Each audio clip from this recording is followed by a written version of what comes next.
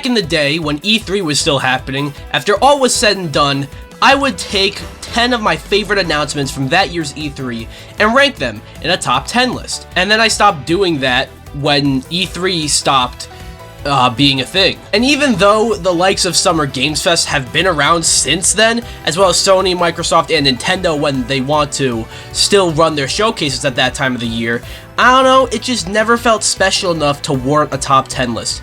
But this year just felt different. I can't really put my finger on it. It might just be me, but it really felt like there was a lot more excitement in the air, the vibe was different, and this actually felt special. So what the heck? Why not bring this back? Well, before I do that, I gotta give some context. First off, though the title says Summer Games Fest, I'm talking about the whole week of announcements. Anything from Summer Games Fest, Xbox, the State of Play, Nintendo Direct, or any of the other showcases are allowed on this list, but I'm keeping it to mainly either new game announcements like games we didn't know about officially, games that we haven't seen gameplay for before this, or some unique cases that I will explain when I get to them. Also, this is my opinion, and with that, let's get into this. Hi guys, DPX here, counting down the top 10 best announcements from Summer Games Fest week. Before we get started, you know what to do. Be sure to like this video, subscribe, and hit the bell, leave a comment, or I will dox you. Number 11. Your father will die. What's that? Number 11? But DPX, you lied in the title. I guess, yeah, but this was actually gonna be on the list properly before I remembered a different game that I had previously forgotten about, and it makes a lot more sense to be on the list than this. And that's because this entry isn't a particular game, but it's how stacked the second half of the year is with new game releases. Let me just list you only the games that I want to play. This is not all the games coming out, just the ones that I'm excited for. Wolverine, Fire Emblem Fortune's Weave, Control Resonance, Silent Hill Townfall, Onimusha Way of the Sword, Rayman Legends Retold, Gears of War E-Day, Star Wars Galactic Racer, Castlevania Belmont's Curse, the Toy Story Collection, Switch Sports Resort, Final Fantasy Resonance, and Phantom Blade Zero are just the games coming out in September and October. That's not even counting July, August, or what have you. And again, just the ones that I'm personally excited for. All that, sure, creates a problem in that these 2 months are now very overcrowded. But it's a good thing for us gamers because we'll have more than enough to play and hold us over before Grand Theft Auto 6.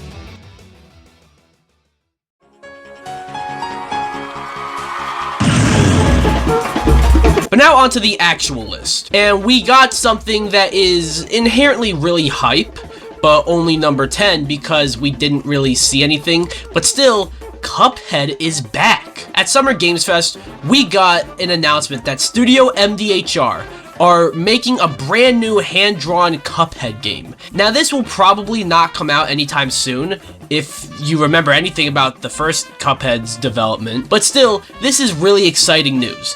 Very interested to know where they can go. I feel the first game, especially after its DLC, really did everything they could with Cuphead, but what if they go into the direction of a 3D platformer? Just a thought. But that's not all, because it was also announced that a new Cuphead spin-off called Mighty Cuphead Adventure is also coming, almost looking like a demake, and will be released on all the current platforms as well as the Sega Master System. I don't know, but it's safe to say that Cuphead has quite a bright future ahead.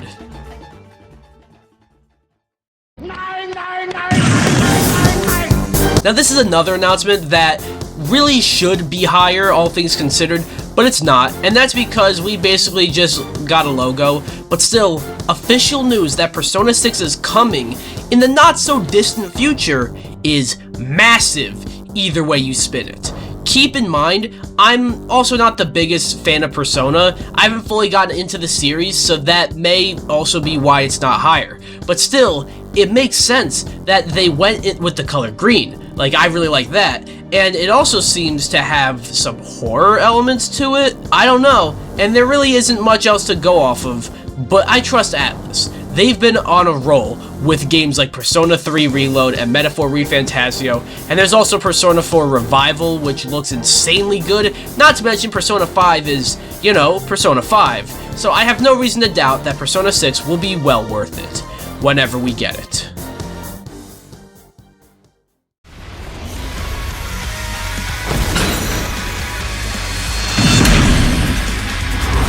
Horror game fans, I think, are eating real good. I mean, look at where franchises like Resident Evil and Silent Hill are. Kind of getting yearly installments in a way, which I never would have predicted, especially for Silent Hill. But one of the most underrated survival horror games of all time is Alien Isolation, and it's finally getting a sequel, and we finally got to see something at Summer Games Fest. We didn't necessarily get gameplay, not at Summer Games Fest itself, but we did actually get to see some footage release afterwards. But we did get a taste of how the vibe is gonna be and what the game will look like. But if it's anything like the first game, which had such a unique premise, being stuck on a spaceship with the xenomorph in there, and you have to hide, and the way the xenomorph AI is programmed, made the first game really stand out. If Alien Isolation 2 manages to further improve upon that, but in a more, like, open spaces that we see in the trailer, it's a very late sequel, sure, but that more than justifies its existence. 36. Very close, but that's not it. Let's go to Gary the Retard. What number between 2 and 4? 7. In 2017, we got the Crash Bandicoot Insane Trilogy. In 2018, we got the Spyro the Dragon Reignited Trilogy. In 2019, we got Crash Team Racing Nitro Fueled. In 2020, we got Crash Bandicoot 4 It's About Time, and then they stopped. Nothing else happened after that. But you can totally tell which one of the two that Activision clearly favored. And sure, it was probably because Crash probably sold more, but Spyro ended up with the short end of the stick. But not anymore with Spyro: A Realm Beyond. We didn't really see much here. We saw basically a cinematic and then a little bit of gameplay.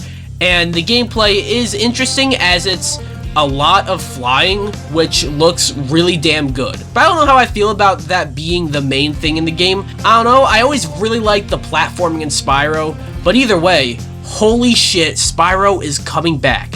It really seemed like he never would. Okay, Mrs. Puff, what's my final score? 6.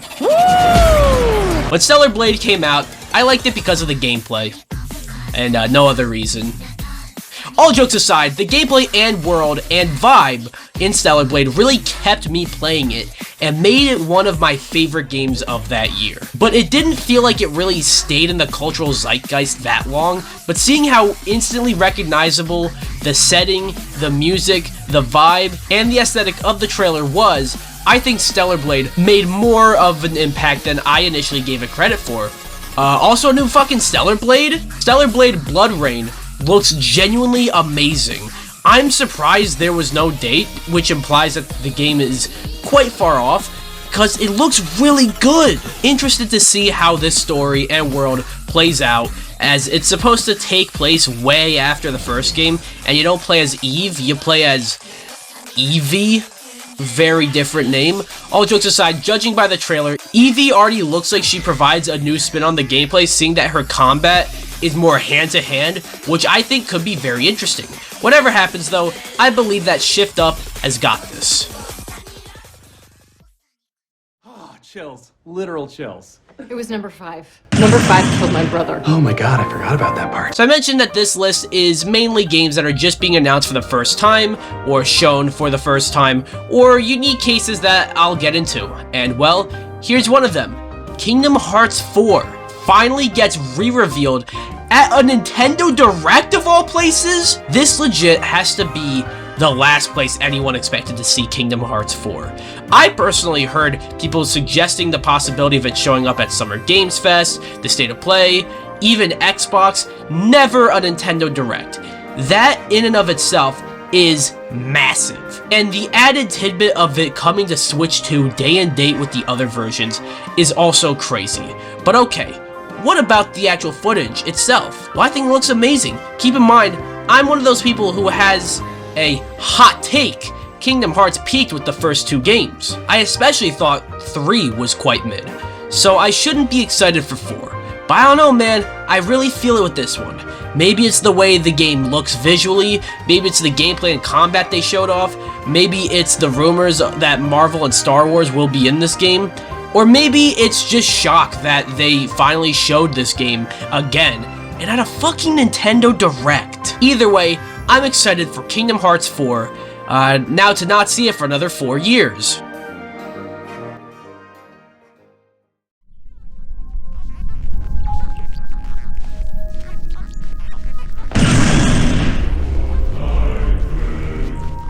I attest that what Sony Santa Monica and Cory Barlog were able to do with God of War and then later God of War Ragnarok was nothing short of immaculate. And I stand by my opinion that in terms of writing and going through an arc, Kratos might actually be the greatest video game character of all time. But I made a mistake. While Cory Barlog did work on Ragnarok, it wasn't in the same capacity as his work on the 2018 game. That's because he was working on a new God of War spin-off called God of War Laufey. And we finally saw it. 23 minutes of it, in fact. And a lot of commentary as well. Yeah, they sure went all out with this game and its unveiling. They want you to know that though this may be a spin-off, it's still a big deal. For one, the gameplay, and more specifically the combat, looks incredible.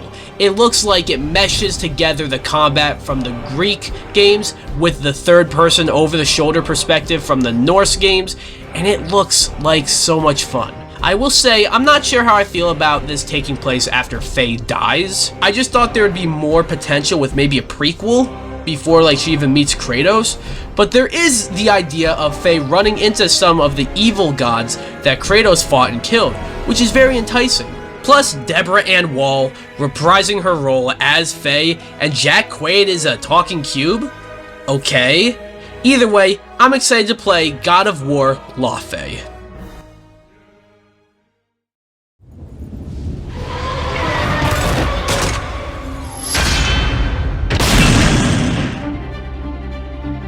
Capcom are on a roll. They are putting out so many bangers. I mean, look at this year alone. They're coming out with a new Onimusha game, and already released Pragmata and Resident Evil Requiem. But let's highlight the latter, Resident Evil.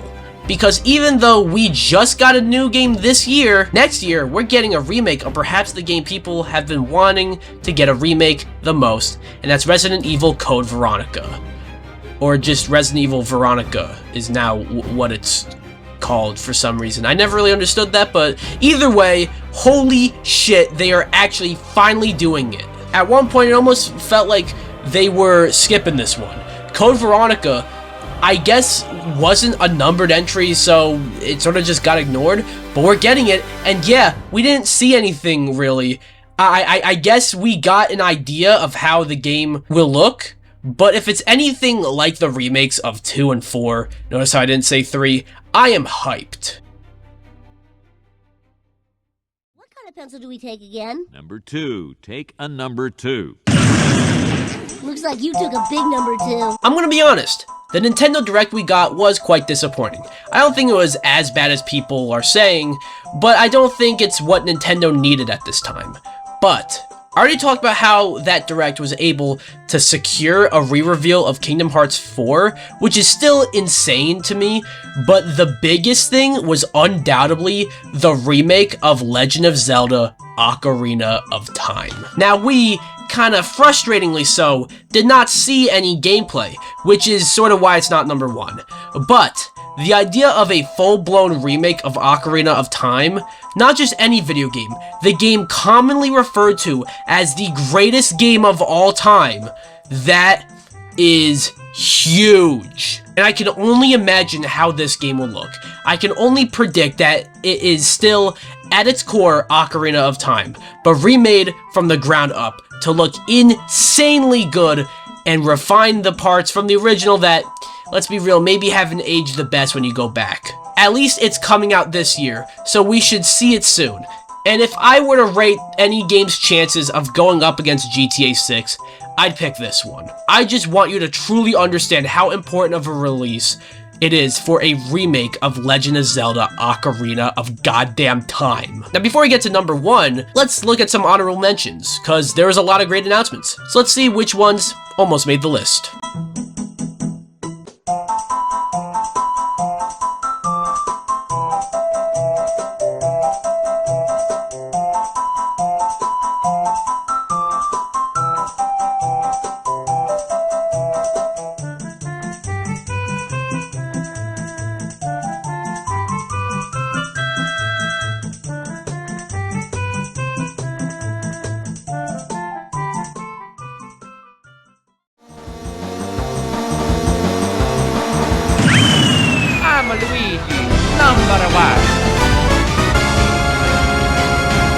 If Ocarina of Time Remake just barely misses the top spot because they didn't show gameplay, this game makes the top spot for many reasons, but one is that we saw a lot of this game.